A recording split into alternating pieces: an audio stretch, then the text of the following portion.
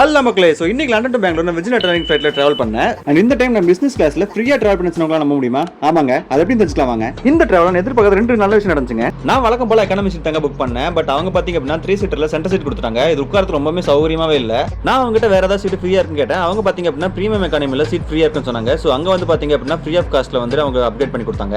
இங்க பாத்தீங்க அப்படின்னா காலுக்கு முன்னாடி சீட் கொஞ்சம் கேப் ஜாஸ்தியா இருக்கும், ஜாலியா வரலாம். அப்புறம் அவனுக்கு இப்பதான் செஞ்ச மாதிரி ஏதோ பழைய சொத்தை சூடு பண்ணி கொடுத்தாங்க. அதையும் அப்படியே லபக்லவுன் வாயில போட்டு குட்டியா தூக்கத்தை போட்டாங்க. முடிச்சு பார்த்தா ஆத்தி இன்னும் 2 மணி நேரத்துல நம்ம பெங்களூர் டு கோயம்புத்தூர் கான்ஸ்டல் போயிட்டு இருக்கு, என்ன பண்றது யோசிச்சுட்டு இருந்தேன். அப்புறம் அவங்களே வந்து பிசினஸ் கிளாஸ்ல முன்னாடி சீட் காலியா இருக்கு, போய் உட்காந்துக்கோங்க சொன்னாங்க.